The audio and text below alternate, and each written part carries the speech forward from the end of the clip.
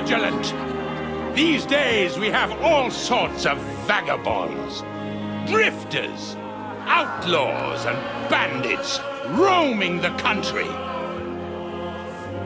And we have one of those vermin here today.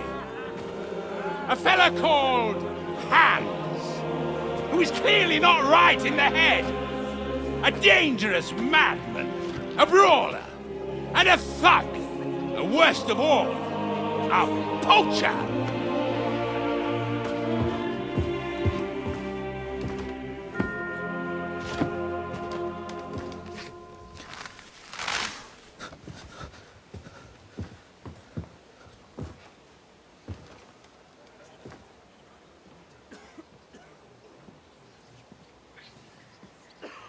And so, for the damages he caused to our dear Lord Otto von Berghoff, he is sentenced to be hanged by the neck until dead! Stop! You can't execute this man. He's a noble. Captain Thomas here will testify that we're messengers from Rattay. What is this nonsense, for Christ's sake? It's true. I am Sir Hans Capon of Perkstein. Deal with it, for God's sake! But sir, the captain! Captain Thomas has a fever. He's clearly delirious. Seize them immediately. You can't do this! I am a nobleman, do you hear? A noble! Get your hands off me! You can't do this!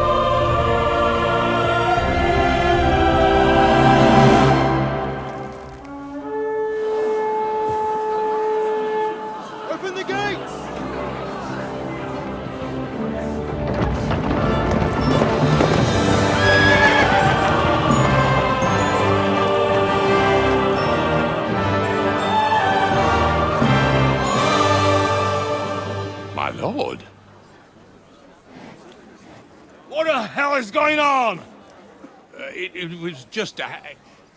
It's a hanging. You can't hang him. He's a noble. That's for me to judge. Take him down! And for Christ's sake, help me off this horse!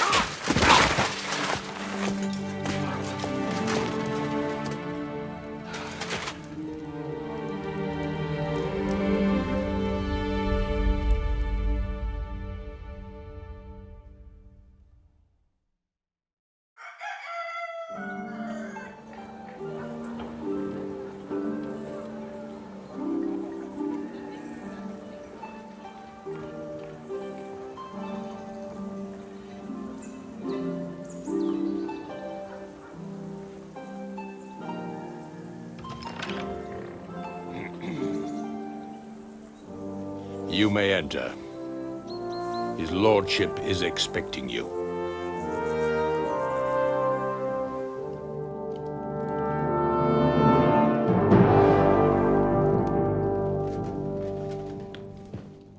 So,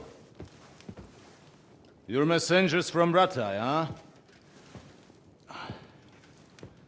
I was wondering when someone would turn up. All right, then. Let's hear it. My respects, Sir Otto. I am Sir Hans Capon of Perkstein, and this...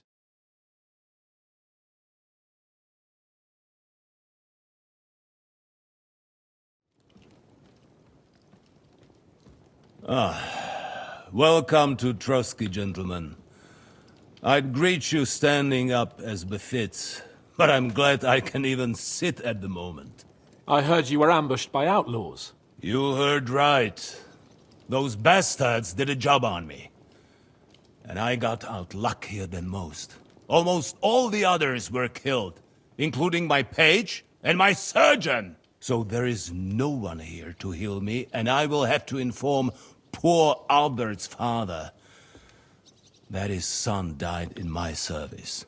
I hope your health will soon be restored, sir. We shall see. But now, you tell me what happened here in Herrgottsnamen. Why did my chamberlain try to hang you, Lord Capon? In truth, the welcome we got from your Master Chamberlain was somewhat... how shall I put it?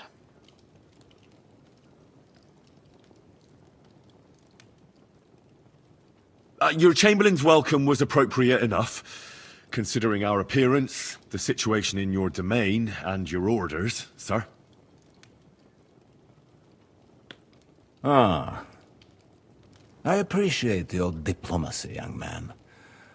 Master Chamberlain Ulrich can sometimes be more hasty and passionate than is healthy. And we are glad you hold no grudge against him. Are we not, Ulrich? I regret what happened, gentlemen. Please accept my humblest apologies. Anyway, let us leave this misunderstanding aside and get to the point. As far as I'm aware, Ratai showed no interest in negotiations before, either with me or with the League of Lords. True. Our houses have thus far stood on opposite sides. I should say so.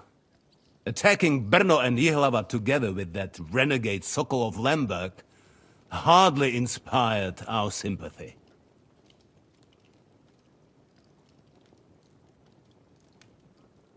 Some attack towns, others prefer to abduct the king and intimidate him. Wenzel der Faule, a lazy, incompetent king who neither wants to rule nor to surrender the privileges the throne provides. But let us leave that aside. Tell me, what does Sir Hanush have on his mind? I am all ears. Unfortunately, during the ambush, we lost the letter we were carrying, so you'll have to make do with my word of mouth. All right. Go ahead and speak. In brief, Sir Hanush, Sir Radzig, and other lords take the view that the situation has got out of control. And that's of no benefit to anyone in Bohemia, neither Wenceslas's supporters or the League of Lords. King Sigismund's actions will not lead to instilling greater order than under King Wenceslas. Quite the contrary. Let us say that maybe. What arises from it? Sir Hanush and the other lords on our side are interested in knowing what the stance of the League of Lords is at this moment, and whether they haven't perhaps reevaluated some things. In other words, whether I might betray Sigismund. Well, betray is a strong word. We came to you, Sir Otto, because you're the leading voice of the League of Lords. I expect there are also lords among your ranks who are considering how to find a way out of this sticky situation. And for the Kingdom of Bohemia, it would certainly be better if our powers were to join rather than parting. Your companion speaks like a diplomat, Sir Hans. However, the question is whether it's possible to join fire with water and end up with anything but nasty smoke. Nonetheless, Sir Hanush and Sir Radzig are right. There is disorder and anarchy in the land. Bandits riding roughshod all over. As we all know, to our cost. We've had plenty of experience of that at home too, sir. Only a short time ago we had to deal with a similar band. Then you will surely understand that before I begin debating who would be the better king, I must sweep my own doorstep. Only I'm damned if I know how to do that, since those bastards have wiped out half of my garrison, including my captain. If I may be so bold, sir, you're not the only one. We also have a score to settle with them, so Henry and I will gladly help you. Is that so? Now that is what I call the words of a knight, Sir Hans. Right now, we've got a common enemy, so we have common interests too. So then, sir, may we be of assistance to you? Indeed you may. Perhaps in the end we may really find some common ground. I need to muster sufficient reserves to deal with those outlaws once and for all. I'm summoning my vassals here to Trotsky. And since I don't have many men left to send as messengers, I will gladly accept your help. Just say the word, sir. Where should we go? You'll go to Nebakov, a small castle, or rather a fortress among the cliffs. The yeoman there, Jaromir Nebak, is an old hardhead, and it would be useful if an eloquent noble like yourself visited him to explain him clearly why I need his whole garrison. Who is this Lord Nebak? The lord of a smaller house with not much in the way of estates, just a fortress and lands, but he also owns a mill that provides a significant part of his income. His children are grown up. His daughter married well. His son is away from the domain, dealing with duties. Sir Otto helped him to acquire. In short, the House of Nebak is more than beholden to Sir Otto for his magnanimous help and support. Thank you, Ulrich. Nevertheless, I suspect Jaromir will not be keen to charge into battle. But that will do us. What should we do if he's unwilling to heed? His house has always been loyal to mine. And it has all... I do not expect any great obstacles. But it would be... He will take his time over being persuaded. And I'll get to him somehow. I expect nothing. Is the route safe? As I said, the fortress is in the wilderness amongst the cliffs. Don't worry, sir. I have... We'll take care of it. All right. We'll head up. Very well. The Chamberlain will show you where you can put your heads down. And he will supply you with horses. And once we have resolved... Thank you, sir. May I ask? Oh, When you were ambushed, did you see those? Henry, don't start with that again. why do you ask? The thing is, when we were ambushed, I believe I saw among them one of the men we ran up against at home. Oh. What? He's called Istvan Toth, a Hungarian noble. He wears black armor. A stocky fella, around 40. I've already told you that's nonsense. How would he be here? You only saw him from a distance, from behind. And why does this Toth interest? He was the leader of a band that made trouble for us in Sasau. And he has... Interesting. Interesting. Thank you, sir. I understand. And now I shall entrust you to the care of Uri here. And I shall look forward to the good... Go with God. Thank you for everything, sir. There will be time enough yet for social niceties.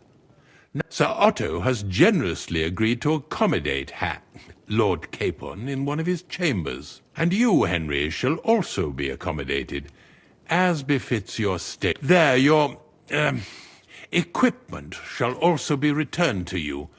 And you... Nevertheless, his lordship takes the view that, as a noble's... And therefore, he has kindly decided that you may take one of our horses, if you so wish.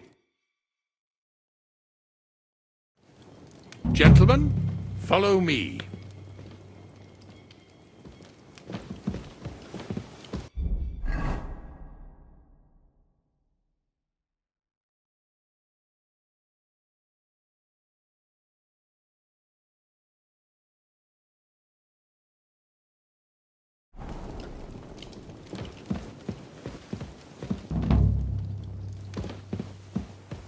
So,